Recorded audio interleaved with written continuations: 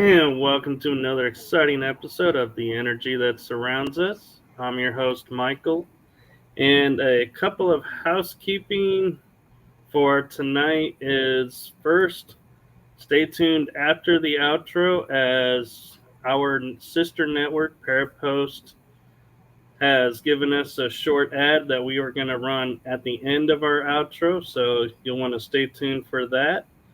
And another piece is you will notice my co host Machiel is not with me tonight. She has decided to go and focus on her show and preparation for its launch. So we here at the Energy that surrounds us wish her all the best and all success. And with that, we are going to go now and talk with our guest who I am truly excited for this episode. I think you all are going to enjoy learning about what he has to share with us. So, without further ado, I give you Machiel Klerk. Thank you, Michael, and what a great pronunciation. Thank you for that, and it's a joy to be with you here tonight. Well, thank you, and we spent a lot of time practicing it. You got pretty quickly the hang of it. It's a difficult name. I was born in South Africa, grew up in the Netherlands, different language, and yeah, that makes for a difficult name. Well, I'm glad I was able to pronounce it. And for those who may not be familiar with your book and what you do with dream guidance, can you give a brief background to it? Yeah, I'm a psychotherapist and a dream worker, and I founded the Jung platform based on a dream. And the book I wrote is about an old technique that comes back throughout the world, and that is how you can ask your dream before you go to bed a question, and then you will have a helpful dream. So you could ask a question as, how can I be more loving to myself? What is one type of food that would be good for me to eat? Or what's my biggest obstacle in my love life? And then the dream will respond in a dreamy fashion with an answer, because there's something inside of us that likes to support us on the complex journey through life. Wow. So when you talk about dream guidance, I noticed in your bio and in your book you talk about dream incubation. Yes. What is dream incubation? That is that old technique in which you incubate. So you ask a question, or you sit in an emotional experience. Let's say you're very anxious, and then you feel the anxiety, and you tell the dream, how can I better deal with this? And that is, then you incubate a question for the dream, and the dream comes with a response. And that method comes back in Hinduism, in the old Greek tradition. That's been studied at Harvard on its efficacy. And I wrote in 5 steps how you can ask your dream a question for support through for your life. So I'm wondering if maybe now would be a good time, since you brought up the 5 easy step process, maybe a good time to explain what those 5 steps are. Yeah, it's very easy. People can do it who are listening or watching. So anyone that is here can follow along. And step 1 is really identifying the area that you want to ask a question about. And the best thing you can do is just ask yourself, what wants to be addressed? What wants to be asked? And then something pops up. And then you get to an emotionally loaded question, because you want to have something that's emotionally relevant to you. So maybe I was thinking, how can I eat more healthy today? Or I have conflict with my family member. What's going on? So that's then your first step. You identify the area of your question. Step 2 is you want to phrase the question in an helpful way. So instead of asking, how do I earn more money and become and find a partner, which are two really good relevant questions. You want to ask one question at a time, open-ended, and think about what is really your intent in asking the question.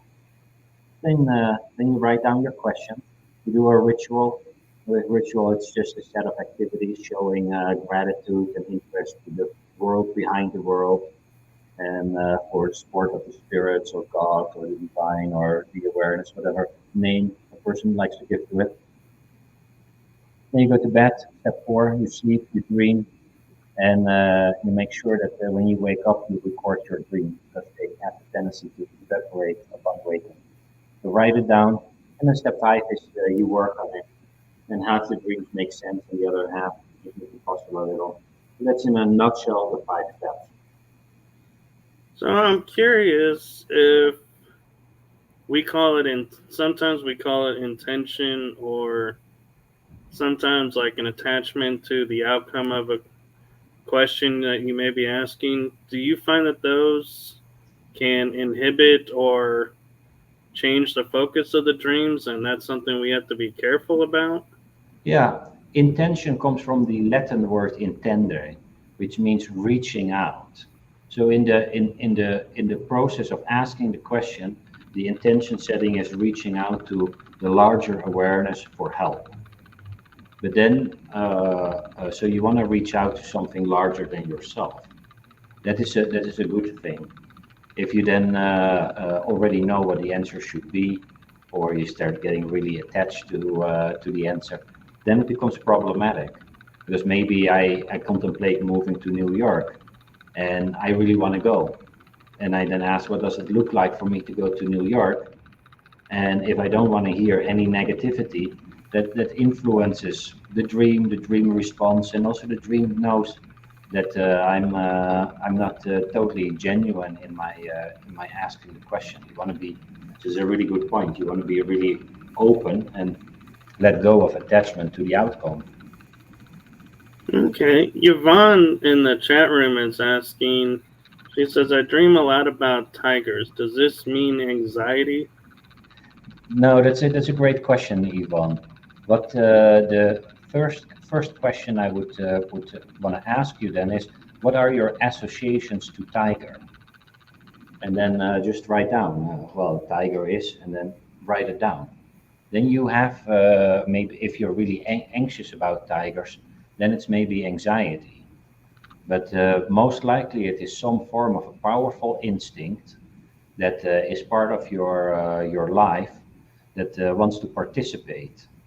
And the question becomes probably on how to relate to tiger. So not to get rid of tiger, not let tiger eat you, but build a relationship to tiger. So you could even say, tiger, you always scare me, and I want to figure out a better way to be together because there's also a lot of strength in tiger. So that would does that make sense, Yvonne? Maybe she can answer it back. And anyway, this that would one way of being with a dream. And so dreams are more symbolic than signs. A sign means tiger is anxiety. Symbolic, it represents something of the dreamer itself. And you get partly there by asking, what are your associations to that? Let's say I have a dream with my former boss. Then you would ask, well, what are your associations to former boss? And I would say, oh, he was very strict and very critical. Oh, criticalness shows up in the form of boss. And then you can see what criticalness is doing in the dream and how I can find a different way of being with criticalness. All right. She says, good answer. I feel it's spiritual. And before you answer, and Yvonne, you brought up a really good point, is I was going to say in metaphysics, tigers could be like a spirit animal trying Mhm. to connect and deliver a message, and I wasn't sure if how that related with your work. Yes, uh, there's so many different ways of being with a dream and looking at dreams, and so it's good to open it up. It is not the Western tradition has gone a bit to interpretation, where more indigenous cultures would far more work in the sense of uh, how to um, uh, build a relationship with this being, and that there's a certain autonomy to tiger, and you can get to know tiger and talk to it and walk with tiger around and see what tiger says back, and then you can uh, you can have a different connection to tiger. So many different ways, but my basic notion is also a more shamanic approach than a very rational interpretive way. So I'm also curious because I'm sure there are people out there that will say, well, when you say tiger, are you meaning Siberian? Are you meaning African? And does Hmm. that matter? Does the species of the tiger matter, or is it or like Chinese tiger from the zodiac? Yeah, well, Does it matter or yeah, it does matter because the psyche or the soul or the dreaming world is specific. It chooses that particular figure to present something. But if for me, I wouldn't be able to distinguish between a Siberian and an Asian tiger. But if someone knows, oh yeah, no, that is an Asian tiger, and then has more associations to it, they are more domestic, or they're actually really good partners, or something. Then you get more insight about that specific tiger if the person knows more about the nature of that tiger. okay? She actually responded back and said, "Oh, it's a huge Siberian." Oh well, then she seems to know about tiger, and maybe for her you would then ask, well, what does Siberian tiger mean to you, and then you get more insight about the tiger. So, a curious question I have to dealing with like animals and dreams is I understand like modern animals, like fish, cats, dogs, have specifics. But what if you're seeing like a pterodactyl or a saber-toothed tiger or Hmm. mastodon, animals that are extinct? Yeah. How do you get messages from that? Well, it is again a bit the same technique. The first step is to ask what are your associations. Maybe you've just seen a documentary about the dinosaur, or and then so you know something about it. But otherwise, you could just ask the question, who is visiting? And then you wonder, who is this being that in my dream visits me? And then you just go back in the dream and you look at it, and you maybe make a little drawing, and then see if you can have a conversation with the being. You say it, hey, but I have never seen you. What brings you here? And then see if you get some thoughts or intuitions. And very often they respond and say, well, Michael, I was, and then they tell you something. And you can also go a little bit more interpretive and think a very old instinctual force presents itself in my dream, and the art of dream work is feeling in a little bit which direction to go and what fits the particular dreamer best. There's not one. It's not like a language that you say, oh, this means that. It's really about how do I connect to this other world that is populated by these dream beings, and these dream beings, they bring some state of consciousness, some intelligence to me, and if I live that out in the world, my life is better, but also they seem to do better if they can. The Siberian tiger can walk with Yvonne into the world, and maybe it has a specific purpose why it shows up. Okay. Now, on a side note that may tie into this is I saw that you backpacked through Asia for a year. That's right. Was that to help get your mindset ready for dream work, or No, no. I remember I was driving in Amsterdam, where I lived at the time, with a colleague in the car. And I said to the colleague, I've always wanted to travel with the backpack in Asia. And he said to me, why don't you go? And I was like, yeah, why don't I go? And I could make up some reasons, but they were not really relevant. So 2 months later, I was in the plane to Thailand and traveled a year through Asia. So the impulse was just because it felt really good. It was a dream, and I followed the dream. And by being there, I learned a lot about their ways of being with dreams and spirituality and Buddhism, meditation, and just had delicious food, met great people. So it was a beautiful year just backpacking around through Asia. that just sounds so amazing. And it's like one of those things I hear a lot of people that say I want to do that but never do. And so kudos to you for actually doing it and, going and experiencing that. And I just want to take a moment and just kind of see what advice you have for anyone who may have that dream of going and backpacking somewhere, to help them, say, okay, yeah, let's do this. What advice do you have? Yeah. Well, if it feels really good, it is worthwhile considering.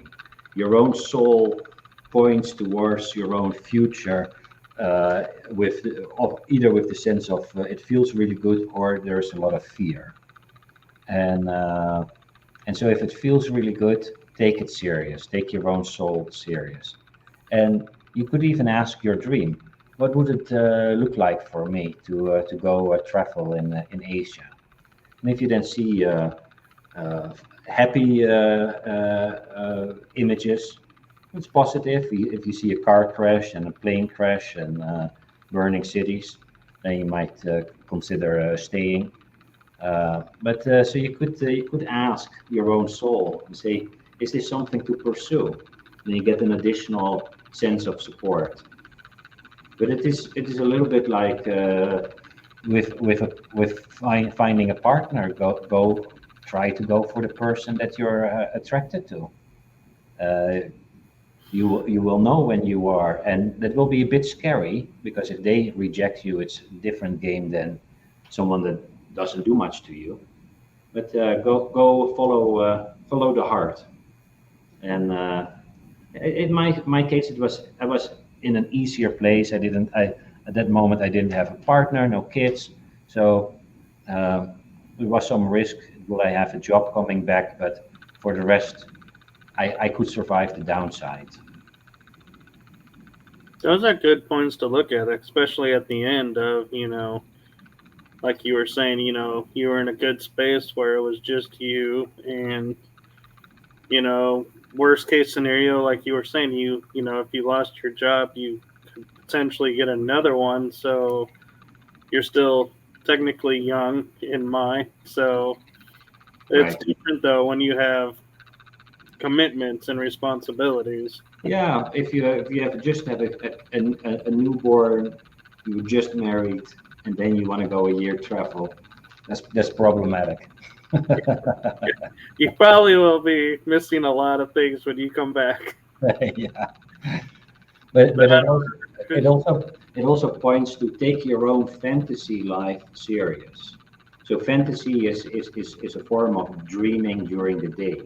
It is your own soul presents in fantasies what where it wants to grow. So that the soccer player fantasize and dreams about playing soccer, and the painter about paintings, and the mathematician about math. And you fantasize about the partner you want, and not about a person that you don't want. So see pay attention to your fantasy, and if your fantasy just wants to travel, if it's not literal, then at least ask yourself, why would this fantasy visit me? What in me wants to what kind of experience am I seeking?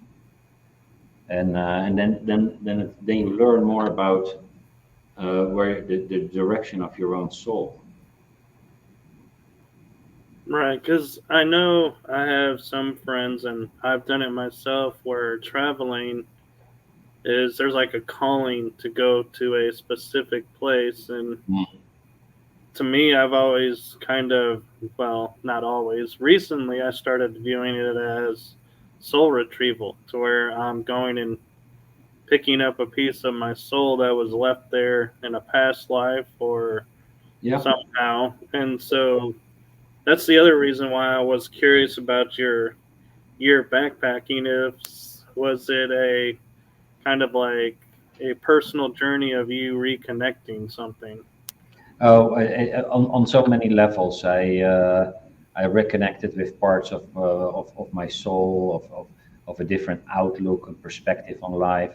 I was for the first time really outside of the Western culture, and then you just see the limitations of the culture, how it is aimed at certain forms of success and ways of being that other cultures don't put a premium on. And then you see, oh, what I think is not me, is my culture, and then you can easier let it go or be less influenced by it. And and uh, and just to meet so many different people and see how people live. I had the pleasure to just sit with the person that sells chai in India on the street, and then I would have hours conversation with him. For example, there's arranged marriage, and then how does that work, and how is it for you to be in an arranged marriage? Because I come from a culture that would not that doesn't fit there, but he was happy, and then just because you meet the person once or you meet them on the wedding day, and somehow the culture works that way, and it's just fascinating to hear from people's lives in that kind of a personal way. I agree, and one of the things too that I find interesting when traveling, like for me when I went into Europe, is here in America we have kind of all of our views of Europe and Asia and the rest of the world film or not filmed but formed by films or books that we've read or teachers. Yeah, And so it's interesting to go there and be like mind blown, almost going, wait a minute, this is nothing like what I thought. These people are more like us than we give them credit for. And so, yeah, yeah. Now exactly the own experience is a crucial part, and you learn that people are people all around the world. They all dream. I ask everywhere. People all dream, and the basic structure of their dream is also the same. That they know that they are in a place in a world where they have an interactive experience. So it's not I watch a movie. No, you're in another world where your mind is actually awake because you're awake while your body sleeps. So you're aware, and then you have an experience, and that is what across the world people agree on. And then some people say, oh, that's a spirit animal. The other says, no, that's a symbol. It's a part of you. It's not part of you.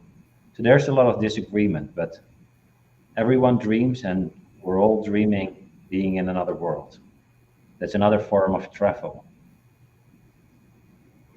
gotta love travel. So, Irene says, hey, from Japan. And she also points out and agrees with you, in order to understand, you got to go there yourself. Totally, it's yeah, you can read about it, you can watch movies about it, you can get a sense, but nothing beats the own experience. Right. And And Yvonne is saying she's visited Malaysia in real life, trekked through the jungles, which that I'm sure is quite an adventure in itself. and they might have tigers there. Oh, And talking about going back on the tiger, she says, "Is it possible to dream of past lives? I have bought canvases to paint the tiger." That's fantastic, Yvonne. It's a great way of getting in touch with Tiger. And instead of interpreting Tiger, just wonder who is visiting. Tiger is visiting. Maybe you give Tiger a name, or you just say Tiger with a capital T. Tiger is visiting, and then you can paint Tiger, and then you also give an indication to Tiger. Hey, I'm interested in you. I want to get to know you. I put time and effort into this relationship, and then Tiger will respond. And these dream beings, they perk up when we're interested in them. So that is a short comment on the painting, and then the previous lives is probably just a part of our dreaming life. So we're away from the ocean, and there's a lot of let's say the ocean is the collective psyche or the larger soul that is not that plays out in the here and now, but comes from the past. And so yeah, we're connected to personal previous lives, but also the previous life of grandfather and great grandfather and whole nations. They play a role at the depths of our being. That's my take on it, at least. I agree. And she goes on to say, Netherlands is a beautiful place to live. The people are easygoing. That's thank you, Yvonne. I used to love living in Amsterdam, the Netherlands, and it was a great time. So, was this dream guidance and all of this dream work, was that something you were called to do, or was that something like you had an experience and you were like, hey, wait a minute, and had an aha moment? I had an experience, but the experience was that I was really stuck in my life. So in my early 20s, I was sitting on the couch, smoking too much weed, was really lethargic, was lazy, didn't know what to do, had not dealt well with the death of my father when I was 10. So I was depressed and the lack of meaning and purpose. And then by some fortunate coincidence, if such a thing exists, I found a book by Carl Jung, who had written extensively about dreams. And when I started reading that, it really connected me again to something larger than myself. So I got a sense of how do you deal with death? How can you deal better with finding purpose? And my own dreaming life started coming in, and I started having dreams with my deceased father in it that helped me further, and uh, and I climbed out of the pit via the ladder that dreams provided to me. And I've been so grateful and happy with that guidance that I stayed connected to it because life is really difficult by times, and there is some form, and it speaks in many ways. But my one of my ways is dreaming. I like how you point out that, you were visited, the potential to be visited by people who have passed coming back and talking with us. And it kind of got me thinking about, we all are starting to look again into like genealogy and looking at who our ancestors are. And I wonder if that work is what brings our ancestors into our dreams. And one, what does that mean that that your ancestors are coming to you if you don't ask them to come? Or also on the flip side is, how do you contact your ancestors if you want to talk with them in your dream? A lot of great questions. So I think also there, people need to experience that for themselves. I can say, oh, I had those experiences. You might very well have had those experiences, but for people to need to have that experience themselves, that it becomes really real. And you could ask your deceased loved one, and you can either say, "It would be great if you come by in a dream." That sometimes happens, or you say, "Do you have a message for me?" That is easier for them because they can give you a message without having to come into your dream, because that might, for all kinds of reasons, a big step, especially if you're still very attached to them, and then there they are, and then you have to figure out how to relate to them. But so you can ask it in the same way with the dream guidance. Write a question, "Grandpa, do you have a message for me?" And then just see what the dream says. So that is one of the questions you asked. But I do think that they're always around, not only in dream, also right now. And so we're in a different state of consciousness that makes it easier for the deceased to visit us. And many people have had a visitation. And usually these visitations feel a little bit different than, let's say, I'm walking in the supermarket and out there in the aisle further, I see my father. Sometimes the dream uses my father as a symbol for fathering or support, and other times it's real. I take it as he's really there. And it doesn't happen that often, but it has happened enough for me to take it serious and to that it feels like he was visiting, and it was very healing for me, and I can imagine it can be very healing for other people to have an ancestor visit them.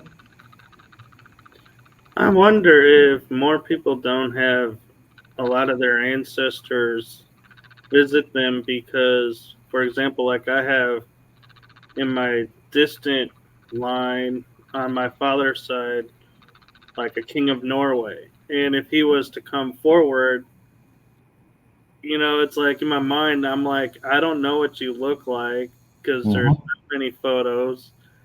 You say you are this person, but how do I know? Do you think Yeah. that's why a lot of them don't come Or, through?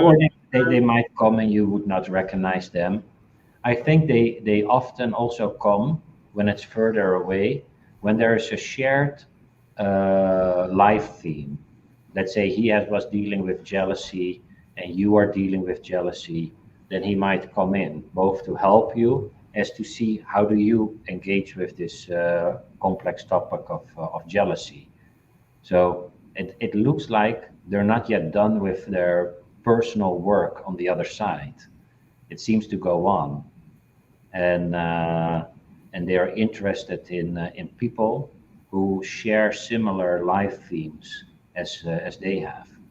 So you might also have an ancestor that has nothing to do with your blood line, but that just needs to learn to speak up, or whatever life situation we encounter. Right. Okay. Yvonne has brought up, she says it's weird because I picked up tarot cards and the people I did readings for were lost souls with a lot of mental problems. So I became a counselor and learned about Carl Jung in classes. Yes. Well, Carl Jung is not taught much at universities because the spiritual component in Jung's cosmology, there are ancestors and spirit guides, and that's hard to catch in a rational worldview. You cannot repeat your experiment of dad coming to visit you. But he speaks to a lot of people in a profound way, and it's great that you had some experience with Carl Jung. And on the Jung platform, uh, we created a company with lots of programs by Carl Jung on synchronicity and archetypes and the shadow, a couple of these key concepts that Jung developed. Okay, and before I touch on that, Yvonne says, I met my mother who has passed when I had near death experience. I fell backwards into my body and woke with tears in my eyes, but I was given a choice to return. Yeah. One question I want to ask about that is people who have, because I've had near death experience, would that be somewhat classified as like a dream in, for interpretation, or is it a It real experience and it's its own separate science? I would say a near-death experience is a real experience, and it is just like a dream. You're in another world, so you have many other worlds that are kind of created in a similar way from, let's say, imagination. So the dream is an imaginative world, not imagination, like not real. It's a real world, but not as this world. And if you take ayahuasca or mushrooms, you're also in another world. And you have a near death experience, you're in another world. And these other worlds seem to coexist next to this world. And in specific peak experiences, we enter into an out of body or a near death or a mushroom journey or any form of an otherworldly experience. But at the same time, they're just coexisting to this reality, and and and that is how I imagine it, how I look at it.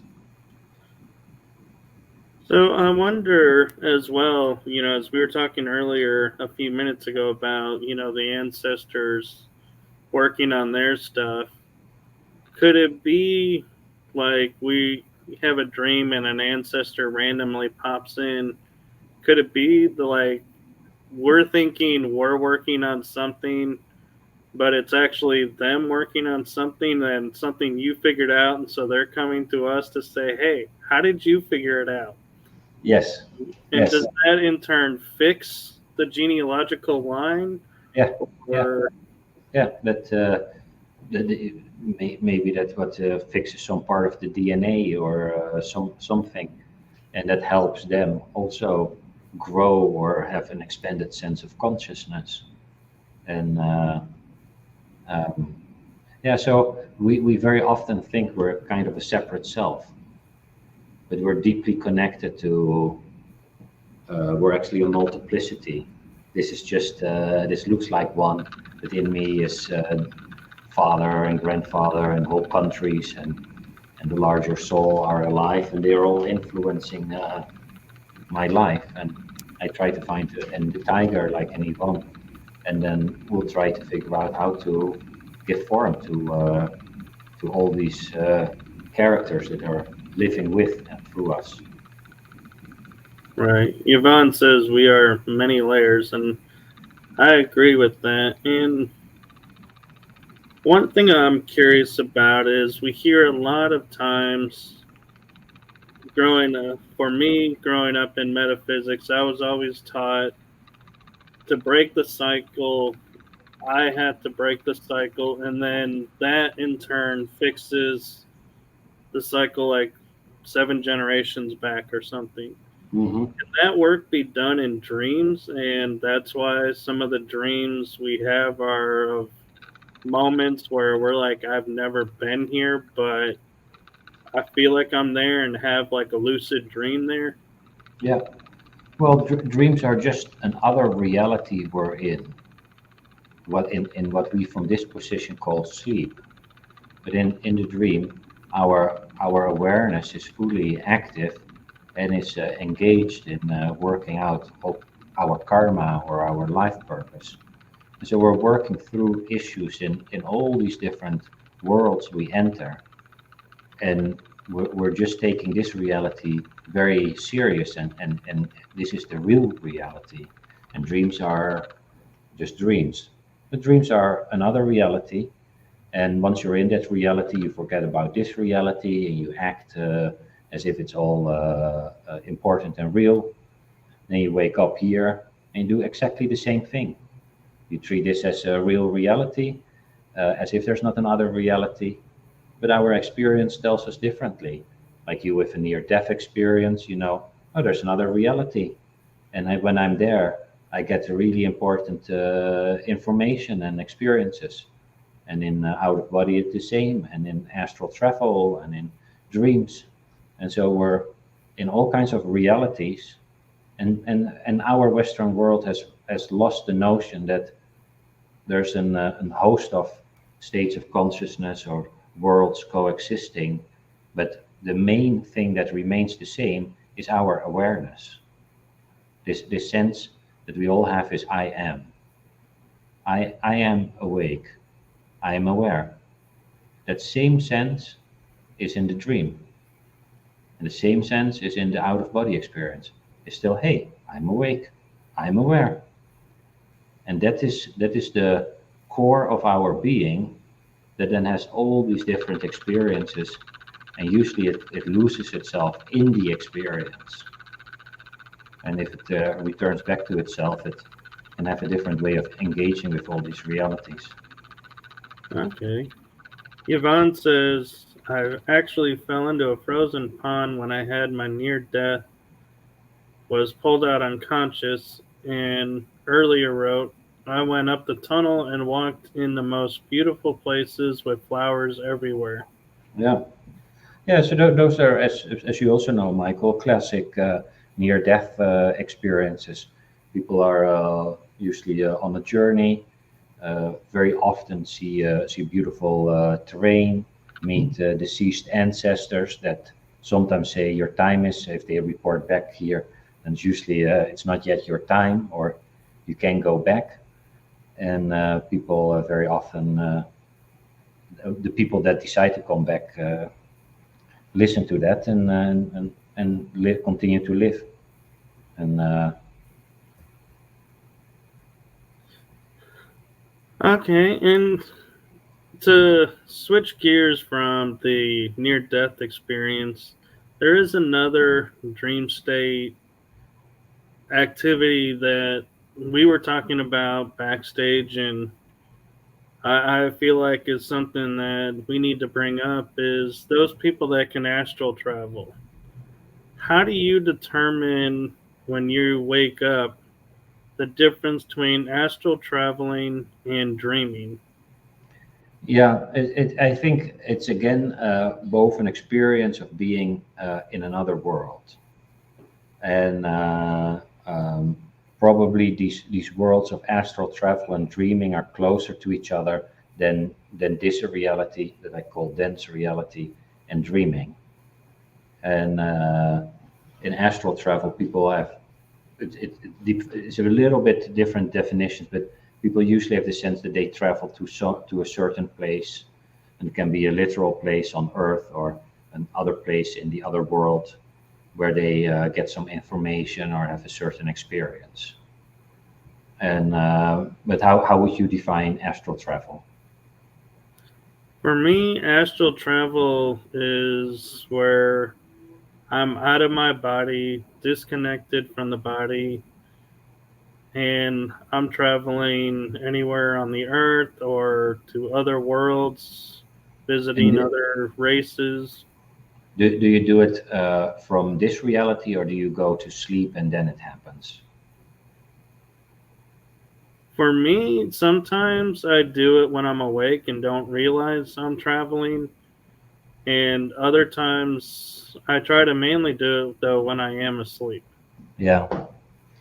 Uh, and there it will probably be hard to to make a hard distinction between dreaming and astral travel, because in a dream we're also I could be dreaming that I'm in Paris and I'm having a croissant, and then that could be a dream, and I could also be in Paris and see the literal Paris. So there's different variations on it. It's more like you are traveling, and then ask the question, what do you experience? What did you see there, learn there? What was it like? And then take that with you. What might be the reason that you had this experience? That makes sense, and it's kind of like you're saying with dreams, it's hard to say because each experience are unique. But for me, the difference I've tend to notice is when I know I'm astral traveling, it's like I feel my toe just push off and then it's like gone. Mm. Mm-hmm. And I'm going all over the place, traveling, by thought is how I view it. So Yeah. I can be in Paris in 30 seconds flat if I wanted to be, or Mm-hmm. to a world in another galaxy in 10 seconds. Yeah. But for me, I find a lot of times when I wake up, I will close my eyes and be like, okay, what did I dream? And it's like all of a sudden I feel like there's a movie. And it's like, okay, this is what your dreams were. And so is that a good thing to do, or is it better to try not to distinguish astral travel from dreaming? No, it is fine, but I wouldn't probably stick too much to how the what is the benefit of knowing, oh, this was an astral travel and it was a dream.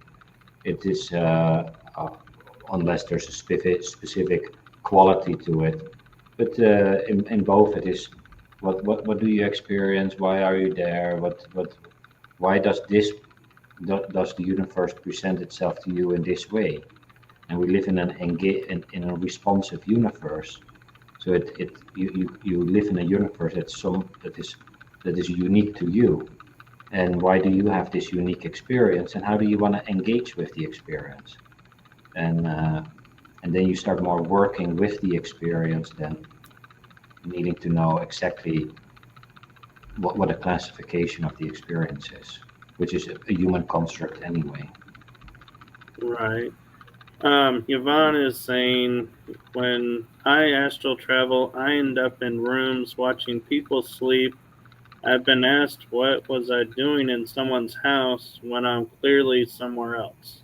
Yeah, yeah, yeah. That sounds also a little bit like what's probably very close to it, an out of body experience, where you're out of your body in another place, and people report very accurate.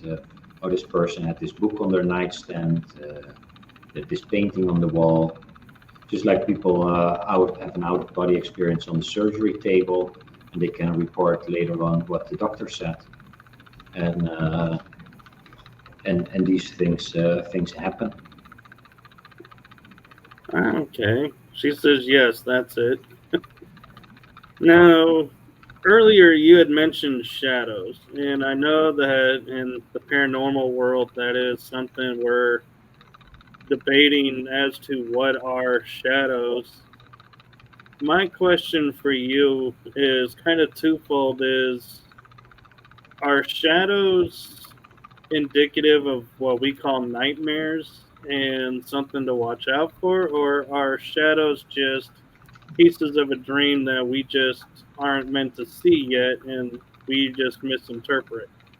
Yeah, I mentioned shadow in the context of Carl Jung, who really refers to shadow as the repressed part of our psyche.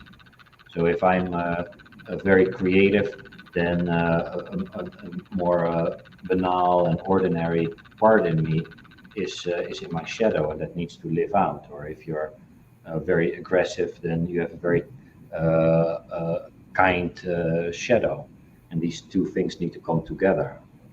So I wouldn't consider myself really an expert in the shadow phenomenon. I I know a lot of us see them, and it wonders what is it? What does it do? But what we do know from nightmares is that nightmares are a little bit like fever. It's the alarm system of the psyche that goes off that something is wrong. And just like you don't want to ignore fever, you don't want to ignore a nightmare. Even if a nightmare is very scary, it usually points out there's an area that it wants you to wake up to. Pay attention. A burglar tries to climb in and wants to kill you. Uh, why might this burglar climbing in? What is there something that tries to connect to you? And then just like as with the tiger, make a little drawing, talk to the burglar, and then usually people see, oh, the nightmare is shifting. nightmares are very treatable phenomenon, and um, almost always it is turn towards the nightmare and try to figure out what it is that causes you a lot of anxiety. Okay, and the shadows, like I'm talking about in dreams, is like I will see, like I will dream of a future where I'm with someone, but I see the clothes, but the person herself is like shadowed. It's like blackish, no distinguishing features. And so that's why I was asking, are Mhm. those like something that we are just not ready to know yet, or that our mind is keeping from us, but saying, yes, this is out there? I just don't know enough about it to give a good to give a honest answer to that. I would not know. It could be. Sometimes we meet a person in a dream and we think, oh, that's Uncle Joe, but he doesn't look like Uncle Joe, and and and it's not that the dream is hiding things from us, but it's the energy of Uncle Joe, but it's clearly not Uncle Joe, so it's probably not literally Uncle Joe. Is that energy comes to us, but Okay. that's not completely answering your question.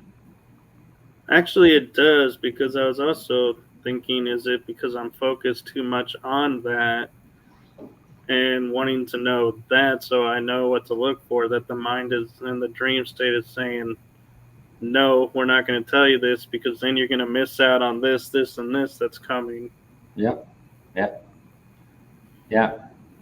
It could be, but it is interesting to recognize also for the listeners that sometimes we have dreams that tell us something about the future, and so that tells us that there's something in the depths of our own being that knows about the future, and then it is how can we build a relationship with this knowing? How can we experience that in a way that we can live a more generous life, a more loving life, and we can just connect to that knowing. And one way is through dreaming and asking the knowing a question, but you could also just talk to it, and prayer will work, and explore the nature of this knowing. What does it know? What will it tell? How does it help?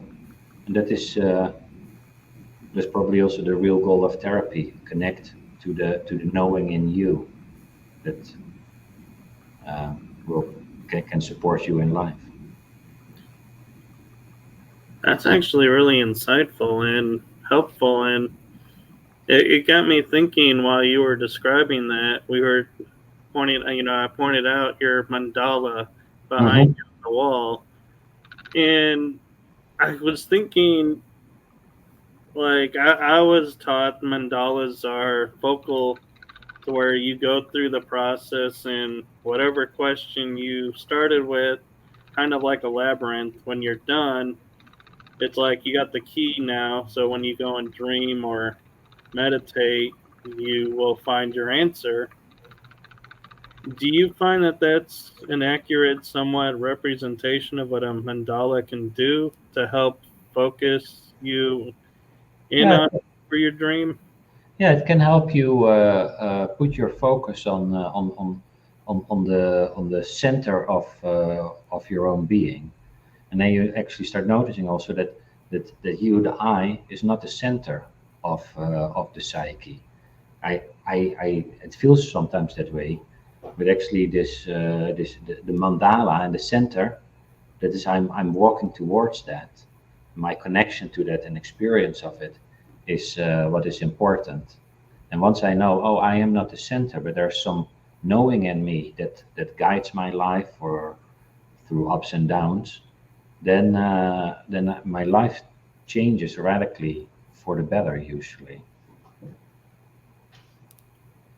Okay, and because you traveled through Asia and with the mandala, I'm curious because I had an experience where Tibetans came and they did this long work Mm. with sand making the mandala, Yeah, yeah, and then they just sweep it away. yeah. Is that like their version of, okay, we're focusing, getting ourselves centered, and maybe ready for dream state work or any Yeah. work that they're doing, and sweeping it away is like saying to the universe, okay, all my blockages are gone. Here I am, clean slate, ready? Or what's the significance really of the destroying it in essence once it's done? The idea behind it is that you're giving up attachment to a state that isn't permanent. So this whole life is not a permanent state. And if this I start thinking it needs to be permanent, or I get so upset when things aren't permanent, or I don't want it to end, then the I starts losing itself in the world that we experience. And what they try to do is merge the I to the center of the mandala, the core of one's being that is infinite, and that just presents itself in an ongoing display of manifestations of worlds. And if we can just experience the world and it comes and goes, then we can enjoy and be with it. If we start hanging on to the world, where we will sooner or later suffer a lot because the world changes and we don't want it to change. And so our what we want and how the world is not the same, and that is a guarantee for suffering. So they try to tell the universe, I see you come and go, you come and go, and I participate in the coming and going, and by moving back to the center, I move back to the core of my being. It's actually the eternal life. Okay. It just was a curiosity for me because it's like watching them make it. They make this Right? beautiful art Yeah, yeah, yeah, and then sweep it off. I'm like, if you're just going to sweep it off, why did you take the meticulous pains of making it so perfect looking? yeah, yeah, yeah. Yeah, it's the deeper realization that the world comes and goes, and they participate fully in the coming, and they allow the going. And the same with our life. If we can participate fully in a life that is destined to die, and that we can love, even if the people we love will disappear, and if we can do the things that our heart suggests us to do, then we're aligned with the nature of the universe, and that is one of the great spiritual goals in the Eastern tradition. Right. And Yvonne points out she learned not to carry the past around with me forward and says every day is a new. Every day, every moment is a new manifestation of the ongoing flourishing of all these worlds. And if we can show up fresh and with curiosity to the worlds that the universe presents to us, we we live in an uncertain adventure. Okay. Well, we're actually a minute over the hour. Do you have time for one quick question? Go ahead. One quick question. Love to hear it. So, I always viewed the dream state as the unconscious mind's way of cleaning the day, so to speak. So, whatever you couldn't finish working out during the day, your dream state would work it out, and then like Yvonne and you were saying, the next day is totally new. Is that kind of an accurate look at dreams, or Well, I think it's of dreaming, and the part of dreaming is that you, whether you know it or not, are visiting the inner therapist. The inner therapist stores information that is salient and important to you, and helps you digest painful experiences. So that is happening. But then there are other layers where you meet maybe a deceased loved one that is not an working through something of the day, or the tiger, if it returns often, might be a far more spirit animal, or you meet different layers that are no longer personal. So there are personal elements in dreaming, and elements where we're not in our own personal psyche, but somewhere else. Okay. And so, where can people find you if they want to delve into this Yeah. or your book? Well, the book is on Amazon and any other larger retailer. It's called Dream Guidance, or you type in my name on Amazon, and it will also show up, or wherever you buy your books, Barnes and Nobles. You can go to jungplatform.com to find more courses that might speak to a person, or my name, my first and last name, Machiel.com. There you find more information about me, or go to, yes, excellent, there it is. And sometimes people reach out, they want to work on dreams or therapy. And I'm also on Instagram and Facebook. And if people like to get little snippets on dreams and otherworldly journeys, then uh, become a Facebook friend. Okay. Well, thank you for coming on, and thank you for trusting me, as we've not met or talked before. So, thank you for coming on and sharing this with us. It was a pleasure, Michael. I loved your curiosity and your obvious connection to other worlds and your own experience. And I hope that the paths will cross again in the future. I hope so too, and I hope to have you on another time. Will do. Thank you. Okay, thank you. And to everyone in the chat room, thank you for sharing with us. And for those of you who are watching, thank you for watching. And from the energy that surrounds us to all of you out there, have a great night, great afternoon, great day, wherever you are in the world. So, good night, everyone. You have just listened to the energy that surrounds us with your host, Michael Koff. Be sure to tune in next week for our next episode.